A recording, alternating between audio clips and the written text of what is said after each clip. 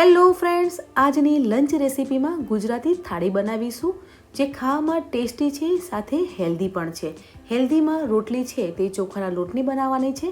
તો ગુજરાતી થાળીમાં ભરેલા રવૈયાનું શાક સાથે ચોખાના લોટની રોટલી, દાળ ભાત, સલાડમાં કાકડી અને સ્વીટમાં કાલા જામ સર્વ કર્યા છે. તો વિડીયોને એન્ડ સુધી જોવાનું ભૂલશો નહીં. હેલો ફ્રેન્ડ્સ, મારું નામ ભાવિની છે. સ્વાગત છે તમારું મારી યુટ્યુબ ચેનલમાં. ગુજરાતી થાળી બનાવીએ છીએ ત્યારે પહેલાં ભરેલા રવૈયાનું શાક બનાવીશું. તો શાક બનાવવા માટે પેનમાં અડધો કપ જેટલો ચણાનો લોટ લેવાનો છે અને લોટને ધીમા ગેસ પર શેકવાનો છે. ચણાના લોટનો કલર ચેન્જ થઈ જાય ત્યાં સુધી લોટને શેકવાનો છે. તો તમે જોઈ શકો છો કે લોટનો કલર છે તે ચેન્જ થઈ ગયો છે. તો ગેસને બંધ કરી અને ચણાનો લોટ છે તે એક બાઉલમાં લઈ લઈશું. અડધો કપ કાચા સિંગ લીધા છે. સિંગ દાણાને પણ ધીમા ગેસ પર શેકી લેવાના છે. સિંગ દાણાને તમારે ના શેકવા હોય તો તમે સ્કીપ પણ કરી શકો છો. પણ ફ્રેન્ડ્સ, સિંગ દાણાને શેકીને લેવાથી શાકનો ટેસ્ટ છે તે બહુ સરસ લાગશે. તો સિંગ દાણા છે તેનો પણ કલર ચેન્જ થઈ જાય ત્યાં સુધી શેકી લઈશું અને ઠંડા થઈ જાય પછી તેને મિક્સર જારમાં ક્રશ કરી લેવાના છે. સિંગ દાણા છે તે શેકાઈ ગયા છે તો તેને ઠંડા થવા માટે મૂકી દેવાના છે અને ઠંડા થઈ જાય પછી તેને મિક્સર જારમાં ક્રશ કરી લઈશું. હવે ભરેલા રીંગણનું શાક બનાવીએ છીએ ત્યારે તેનો ચટપટો અને ટેસ્ટી મસાલો બનાવીશું. તો મસાલામાં અહીં આપણે ચણાનો લોટ તો લીધો છે, સાથે અડધી ચમચી હળદર પાવડર, લાલ મરચું, ગરમ મસાલો, ચપટી હિંગ ઉમેરવાની છે. સિંગદાણાનો ભૂકો ઉમેરવાનો છે. સિંગદાણાનો ભૂકો છે તે 3 થી 4 ટેબલસ્પૂન જેટલો ઉમેરવાનો છે. સફેદ તલ ઉમેરવાના છે, સાથે 1 ચમચી ખાંડ ઉમેરીશું અને લસણ અને મરચાંની પેસ્ટ છે તે 2 ચમચી ઉમેરીશું. લસણ મરચાંની પેસ્ટ ઉમેરવાથી પણ શાકનો ટેસ્ટ છે તે બહુ સરસ આવશે. તમે જરૂરથી એકવાર ટ્રાય કરજો. લસણ મરચાંની પેસ્ટ ઉમેરીને શાક બનાવશો તો તેનો ટેસ્ટ છે તે બહુ સરસ આવશે. લીંબુનો જ્યુસ ઉમેરવાનો છે અને અડધી ચમચી જેટલું અહીંયા તેલ ઉમેરી અને લીલા ધાણા ઉમેરવાના છે. સાથે બધા મસાલાને સારી રીતે મિક્સ કરવાના છે. અહીંયા મસાલાને મિક્સ કરવાથી તેનો ટેસ્ટ સરસ આવશે અને તેનું બાઇન્ડિંગ પણ સરસ આવશે, કેમ કે આપણે અહીંયા તેલ ઉમેર્યું છે. ભરેલા રવૈયાનું શાક બનાવીએ છીએ ત્યારે તેનું બાઇન્ડિંગ છે તે આ રીતનું હોવું જોઈએ. જો તમને ડ્રાય લાગે તો તેલ પણ ઉમેરી શકો છો. તો ભરેલા રીંગણનું સ્ટફિંગ તો રેડી થઈ ગયું છે. શાક બનાવવા માટે મેં 250 ગ્રામ રવૈયા લીધા છે. રવૈયાને સારી રીતે ધોઈ અને લૂછી લેવાના છે. હવે ઉપરનો જે ભાગ છે તેને કટ કરી અને ઊભો અને આડો એ રીતે કટ લગાવવાનો છે. તમારે એક વાતનું ધ્યાન રાખવાનું છે કે નીચેથી પણ કટ નથી કરવાનું. એટલે અહીંયા માવો છે તે આપણે અંદર ભરી લેવાનું છે. તો અહીંયા રવૈયા છે તે કટ થઈ ગયા છે. તો હવે રવૈયામાં માવો છે જે સ્ટફિંગ રેડી કર્યું છે તે ભરી લેવાનું છે. અહીંયા સારા પ્રમાણમાં સ્ટફિંગ છે તે રવૈયામાં એડ કરવાનું છે. તો આ રીતે બધા જ રવૈયામાં સ્ટફિંગ છે તે ભરી લઈશું અને સાઈડ પર મૂકી દઈશું. ફ્રેન્ડ્સ, આજનું ભરેલા રીંગણનું શાક છે તે કુકરમાં બનાવવાના છે. કુકરમાં શાક છે જે જલ્દી બનીને તૈયાર થાય છે. કુકરમાં 2 ટેબલસ્પૂન જેટલું તેલ લેવાનું છે. તેલ ગરમ થઈ જાય પછી જીરું અને ચપટી હિંગ ઉમેરવાની છે. લસણ મરચાંની પેસ્ટ ઉમેરવાની છે. લસણ મરચાંની પેસ્ટ આપણે સ્ટફિંગમાં પણ એડ કરી છે અને શાક બનાવતી વખતે પણ ઉમેરવાની છે. હવે મેં અહીંયા ડુંગળી, કેપ્સિકમ અને ટામેટું છે તેને મીડિયમ સાઇઝમાં કટ કર્યા છે તે પણ આપણે ઉમેરી અને સાતળવાનું છે. અડધી મિનિટ માટે સાતળવાના છે. સ્વાદ પ્રમાણે મીઠું ઉમેરવાનું છે, કેમ કે આપણે સ્ટફિંગમાં મીઠું નથી ઉમેર્યું એટલે મીઠું ઉમેરવાનું છે અને સાતળી લઈશું. જે સ્ટફિંગ કરેલા રવૈયા છે તેને પણ ઉમેરી લેવાના છે. રવૈયાને ઉમેર્યા પછી આપણે શાકને વધારે નથી હલાવવાનું. અહીંયા 1 કે 2 વાર શાકને હલાવી લેવાનું છે. જો તમે વધારે વાર શાકને હલાવશો તો તેનું રવૈયામાંથી સ્ટફિંગ છે તે નીકળી જશે. એટલે થોડુંક એવું આ રીતે હલાવી લેવાનું છે. મસાલો વધ્યો હતો તે પણ આપણે શાકમાં ઉમેરી લેવાનું છે. અહીંયા આપણે ચણાનો લોટ ઉમેર્યો છે તેથી તેની ગ્રેવી જેવું શાક છે તે બનીને તૈયાર થશે.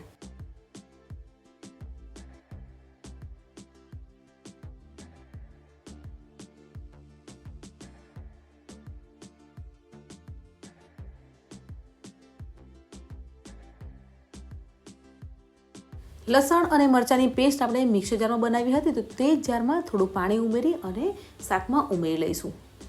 હવે સારી રીતે મિક્સ કરવાનું છે અને 2 વિસલ થાય ત્યાં સુધી થવા દેવાનું છે. ગેસ છે થોડો ધીમો રાખવાનો છે. ફ્રેન્ડ્સ, તમે જરૂરથી એકવાર ટ્રાય કરજો. શાક છે તે સરસ એવું બનીને તૈયાર થાય છે. અહીંયા આપણે ચણાનો લોટ ઉમેર્યો છે તેથી તેની ગ્રેવીવાળું શાક છે તે બનીને તૈયાર થશે.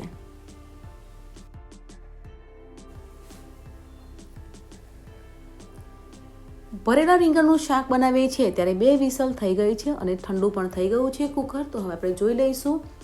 તો તમે જોઈ શકો છો કે ચણાનો લોટ એડ કર્યો છે, તેથી શાકમાં ગ્રેવી પણ સરસ થઈ છે અને પરફેક્ટ એવું આપણું ભરેલા રીંગણનું શાક છે તે બનીને તૈયાર થઈ ગયું છે. તો શાકમાં આપણે લીલા ધાણા ઉમેરી અને શાકને એકવાર મિક્સ કરી લઈશું.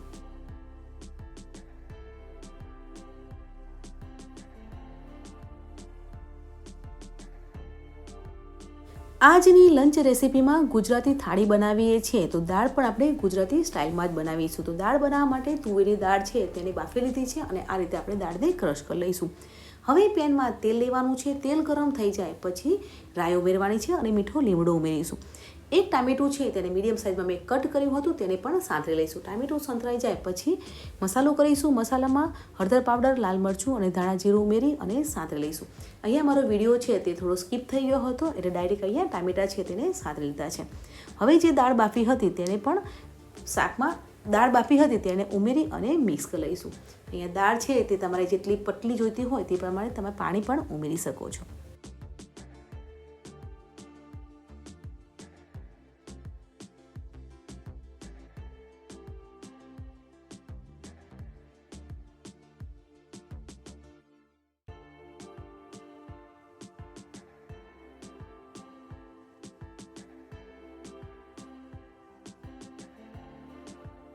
દાળ છે તે થોડી ખટમીઠી હોય તો બહુ સરસ લાગે છે, એટલે ગોળ ઉમેરવાનો છે અને સ્વાદ પ્રમાણે મીઠું ઉમેરી અને દાળને ધીમા ગેસ પર ઉકળવા દઈશું.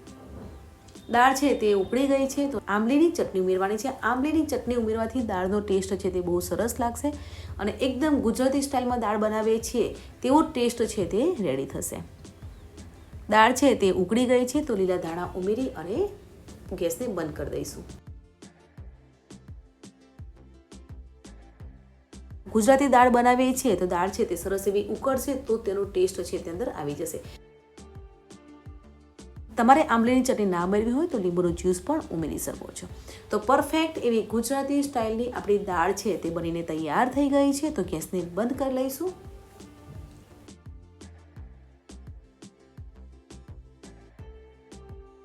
ગુજરાતી સ્ટાઇલમાં દાળ છે તે બનીને તૈયાર થઈ ગઈ છે. સાથે આપણું ભરેલા રીંગણનું શાક અને ભાત પણ બનીને તૈયાર થઈ ગયો છે. તો હવે હેલ્ધી અને સોફ્ટ એવી રોટલી બનાવીશું, તે પણ ચોખાના લોટની. તો રોટલી બનાવવા માટે પેનમાં 1 ગ્લાસ જેટલું પાણી ઉમેરવાનું છે. સ્વાદ પ્રમાણે મીઠું ઉમેરીશું અને લીલા ધાણા ઝીણા સમારી અને ઉમેરવાના છે. તમારે ધાણા ના ઉમેરવા હોય તો સ્કીપ પણ કરી શકો છો. 1 ચમચી જેટલું તેલ ઉમેરી અને પાણીને ઉકળવા દેવાનું છે. પાણી ઉકળી જાય પછી 1 કપ અહીંયા આપણે ચોખાનો લોટ લીધો છે. અહીંયા માપ છે તે 1 ગ્લાસ પ્રમાણે 1 કપ જેટલો લોટ ઉમેરવાનો છે. પાણી છે તે ઉકળી ગયું છે તો ચોખાનો લોટ 1 કપ જે લીધો હતો તે પણ ઉમેરી અને મિક્સ કરી લઈશું. જો તમારે લોટ ઓછો લાગતો હોય અને પાણી ઓછું લાગે તો વધારે ઓછું કરી શકો છો. તો લોટને ઉમેર્યા પછી સારી રીતે મિક્સ કરી લેવાનું છે અને ગેસને બંધ કરી અને 2 મિનિટ માટે ઢાંકીને મૂકી દેવાનું છે.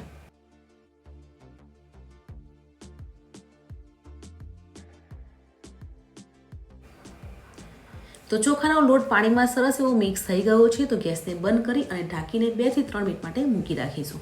તો લોટ છે તે ઠંડો થઈ ગયો છે તો તેને એક વાસણમાં લઈ લેવાનું છે. ઉપરથી થોડું તેલ લેવાનું છે અને લોટને મસળવાનો છે. લોટ મસળવાથી રોટલી છે તે એકદમ સોફ્ટ બનીને તૈયાર થશે.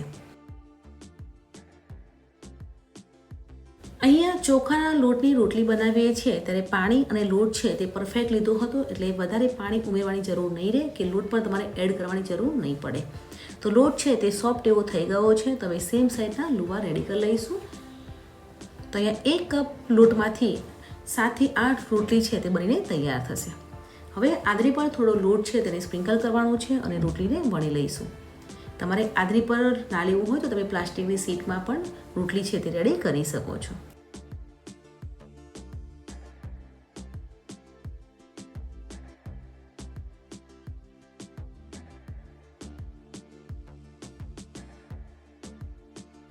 તો આ રીતે આપણે બધી જ રોટલીને વણીને રેડી કરી લઈશું. તો ચોખાના રોટલી તો વણાઈ ગઈ છે તો હવે તેને શેકી લેવાની છે. અહીંયા ફ્રેન્ડ્સ તમે જરૂરથી એકવાર ટ્રાય કરજો. ચોખાના લોટની રોટલી છે તે એકદમ ફૂલેલી બનીને તૈયાર થાય છે, સાથે સોફ્ટ પણ એટલી જ બને છે.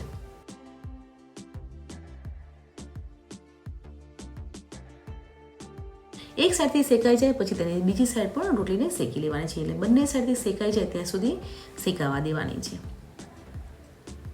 તો ચોખાના લોટની રોટલી છે તે બંને સાઈડથી શેકાઈ ગઈ છે. તો ઉપરથી થોડું ઘી લગાવી અને બંને સાઈડથી સરસ ક્રિસ્પી થાય ત્યાં સુધી થવા દેવાની છે.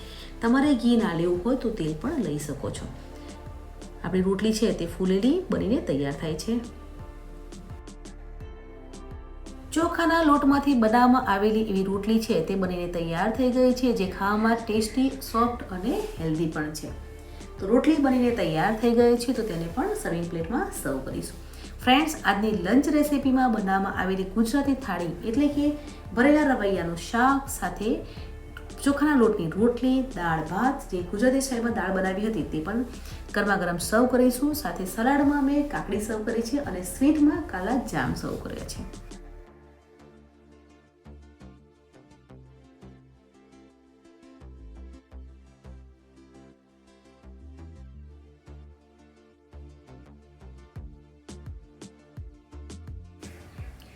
તો ફ્રેન્ડ્સ, આજની મારી લંચ રેસીપીમાં બનાવવામાં આવેલી એવી ગુજરાતી થાળી, જે ભરેલા રીંગણનું શાક, ચોખાના લોટની રોટલી સાથે દાળ અને ભાત, સ્વીટમાં કાલા જામ સર્વ કર્યા છે. તો તમે જોઈ શકો છો કે ચોખાના લોટની રોટલી છે તે એકદમ સોફ્ટ બનીને તૈયાર થઈ ગઈ છે. તો આજની મારી ગુજરાતી રેસીપીની ડીશ કેવી લાગી કમેન્ટ સેક્શનમાં જરૂર બતાવજો. વિડીયોને લાઇક કરો, શેર કરો અને મારા ચેનલ ભાવેલીસ કિચનને સબસ્ક્રાઇબ કરવાનું ભૂલશો નહીં. મળીએ છીએ નવી આસાન રેસીપી સાથે. ત્યાં સુધી બાય બાય, ટેક કેર.